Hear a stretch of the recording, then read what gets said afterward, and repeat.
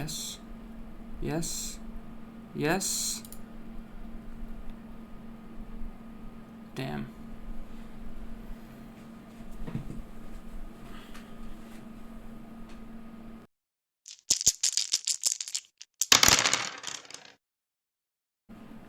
Welcome to my first video on my new YouTube channel. I'm Bonus Roll Gaming. We're going to be going over some World of Warcraft new Shadowlands news, starting off with Torghast, the new Tower of the Damned that they've got going. We're going to go over what Wowhead has presented us and pretty much what we're to expect, and then my opinions on it, hopefully. So yeah, let's get straight into it. So what we've got here, I haven't read any of this, so this is all new information to me as well, so pardon me, you're going to get my reactions, and yeah, let's see where this goes. So, Oberon Armor. The first system is Oberon Armor, a system that allows players to buff themselves while inside Torghast, providing raw increased power. The system seems to be tied to the armory inside Torghast or the Maw. Interesting. List of Oberon effects. Oberon ornaments. Oberon armor is incredibly tied to the armory. Oberon Cipher Endurance. Maximum health increased by 25% within the Maw for 1 hour. 1 hour. I don't believe they want this to be a timed event, so maybe they do. Maybe you just don't want to be in there for more than an hour. But yeah, it's interesting that it's got a 1 hour limit on all of these, it would appear. That's pretty interesting. Versatility increased by 10% within the Maw for 1 hour. Spikes, critical strike chance increased by 10%. Mastery, so they're basically just straight stat sticks to your character. Oberon devours Oberon armor off targets, reducing their combat ability. Returns the ornaments upon death. Interesting. Could that be some sort of maybe PvP? Or strictly for NPCs? That's something I might want to keep a lookout for. So we've got an expanded list of Oberon effects. Phantasma. While inside Torghast, players will be able to collect Phantasma used exclusively inside Torghast and lost once you leave. Phantasma can be used to gain power inside the tower. Phantasma allows players to improve their abilities by finding upgrades to their abilities inside Torghast. It is unclear if there are any other uses to it. So this is basically just the acquisition of the Phantasma. So abundance. Art of Phantasmal Healing. Your flash heals now instant and costs no mana but consume 5 Phantasma. Okay, so it's a resource that allows you to buff or use it as a spender on your class abilities. That's interesting. That's very interesting. Killing enemies has a chance to generate Phantasma Cloud, granting you 133 Phantasma when consumed. Glutton's Guise. Demonology. Striking an enemy with Call Dreadstalkers instantly grants you 5. Oh, I like that. I actually like this. An ulterior resource to your class. That's pretty interesting how that's going to go. Destruction. Strike an enemy with Chaos Bolt, instantly grants you 5 Phantasma. Affliction. Strike an enemy with Soul Rack, instantly grants you 5 Phantasma. Increase Phantasma, increases Phantasma over 10%. So this is yeah, just a secondary resource for abilities, I guess, in place of like mana, or I'm guessing maybe holy power for the paladins, your shards for your warlocks. But up here you can also use it you can also use it as a cooldown reduction. Looting Phantasma reduces the remaining cooldown on Astral Shift for shamans by 1 second per Phantasma. That's wow. That's interesting. That's pretty interesting how that's going to work. 75 Phantasma, looting Phantasma grants absorb shield for 65. Okay, this is this could genuinely be a pretty cool system. I can see some problems with it. Obviously balance is going to be a huge issue with with anything World of Warcraft, we already know the balance is always a pretty big issue, but yeah, this could be fun. Moving on, what have we got? Beasts of the Prodigium event. As mentioned in the BlizzCon preview, within the first couple of weeks of the Shadowlands expansion, the Jailer will unleash a horde of monstrosities into the Maw and the tower itself in an event called the Beasts of the Prodigium, changing the experience. During this event, you may gain some new powers that can help you counter these beasts, such as the ones below. This event hints at something similar to the seasons for Torghast, with extra effects in the tower that change over time. So basically affixes, by the sounds of it. That's quite cool. So we'll go over a couple of these. We've got the Animistic Memories, Beasts of the Prodigium. Can't fucking pronounce that word. Your more beast movement speed is increased by 50% and will attempt to retrieve loot for you after combat. Okay, so that's a pet, by the sounds of it. That's alright. Chain of Command calls forth Horgle, a powerful shade hound that can stun individual enemies and draw their attention. Collar of Teeth, your more beast damage done is increased by 25%. Hungering Anima, your more beasts gain 100% increased damage done, but also lose 2% health every 1 second while in combat. This is another interesting mechanic that they're looking at putting into Torghast, with the whole concept of having a pet. Every class will get a pet in there that obviously can be changed, buffed, nerfed, advantaged, disadvantaged throughout the use of these. That's quite interesting. Infused Flesh, the cooldown of your more beast special ability is reduced by 50%. Maximum health increased by 50%. Your more beast grants allies within 6 yards an additional 20% movement speed. That's quite good. Calls forth Shade Essence Lure. Calls forth Valak, a powerful soul eater that can inflict area damage and silence enemies. And then we've just got Stygian Victuals.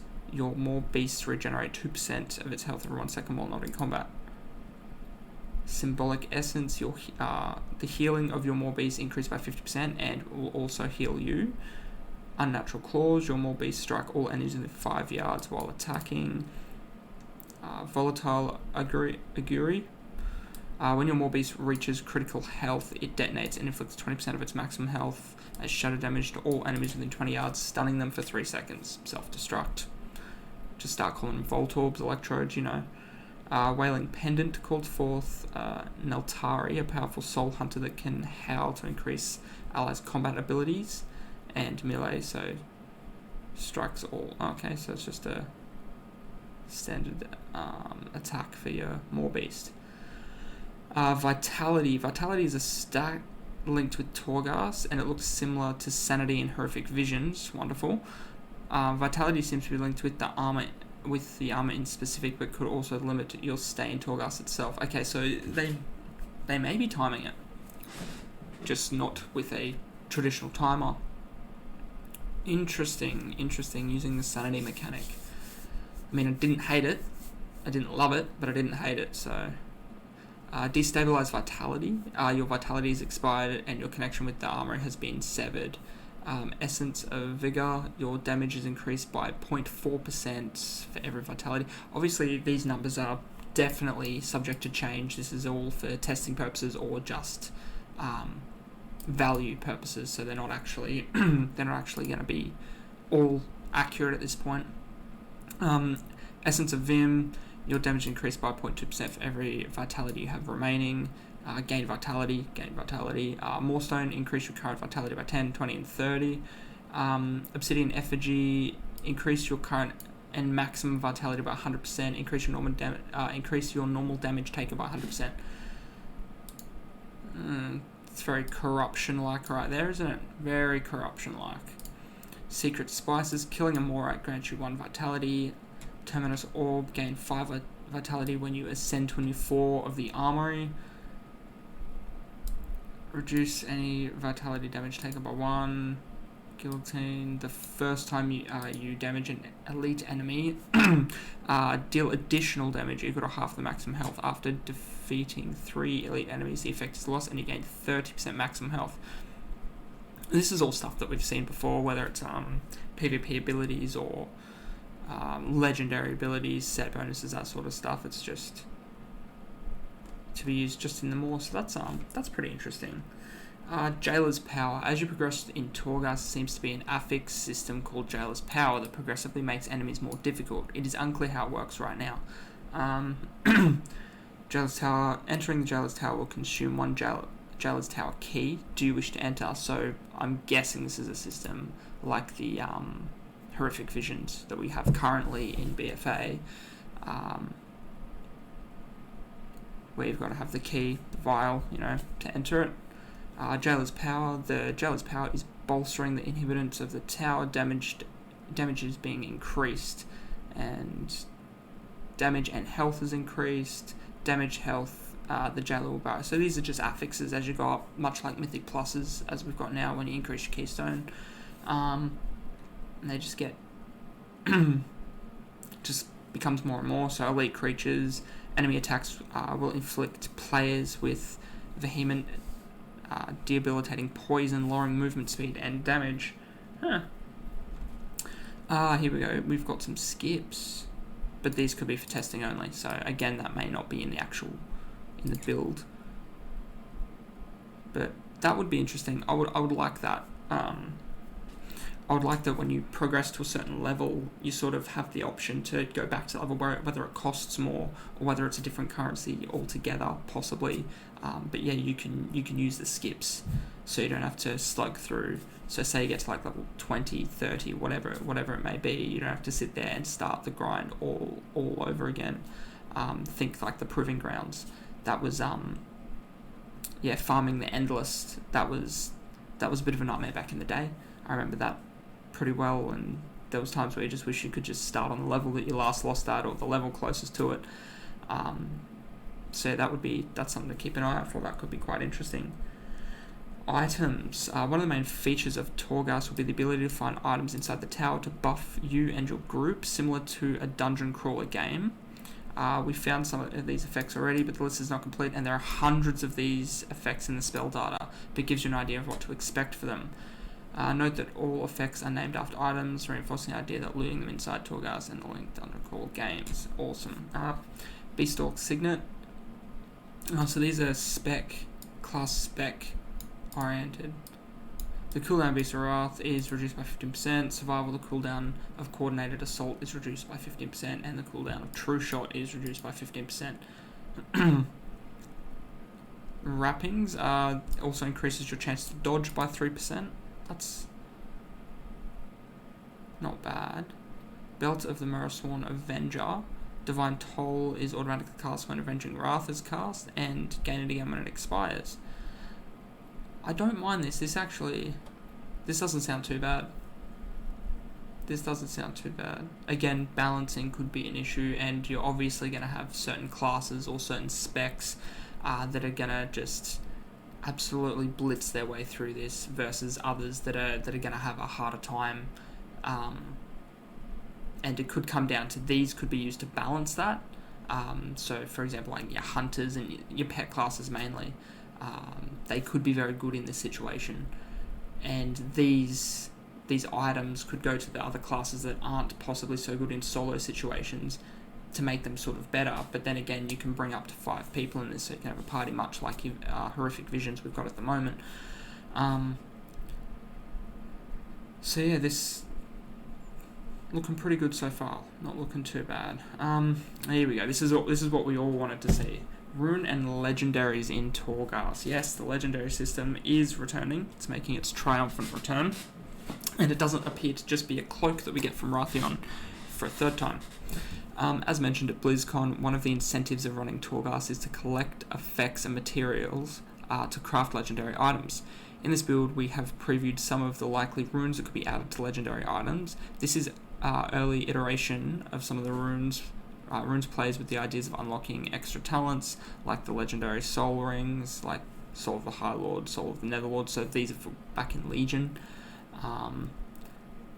That's I like that. I actually like that. Getting a second talent on one of the rows. That's note that these are just likely test rooms and not the final system, as many of these talents will have not have even been removed from the Shadowlands. Yes, they could be replaced though, so I don't mind this system. But then we're going to have that very quick build up of power, and then sort of lackluster plateau for a while there, and then Blizzard are forced to implement more power, and then we sort of just develop that rolling stone of just constant power upgrades to the point where we just get too powerful. So hopefully it doesn't get to that, or hopefully these aren't sort of just handed out. You've got to work for these, so they're not just sort of like given to you over and over again. But we'll see. I guess we will see. So we've got all the classes here. We can have a quick look through all these. So, okay. So it looks like we've just got standard spell. So these are class specific, and then we've got the spec specific. Oh, these are just talents. Yeah, by the look at these,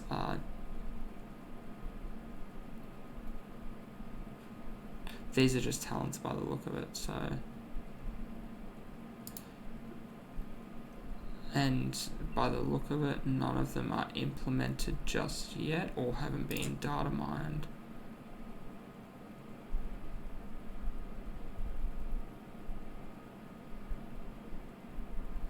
Yeah, it doesn't look like any of them have actually been data mined just yet. They're named, but there's nothing on there, so I might need to wait a couple more weeks for this, or until they unlock Torghast, which hopefully is this week. If I got the alpha, I'd love to show yous, but unfortunately, not one of those lucky ones. But yeah, so that's what we've got on Torghast at the moment. So let me know in the comment section what you guys think. Let me know if there's anything else specific that you just want to see, if you want my opinions on anything like that.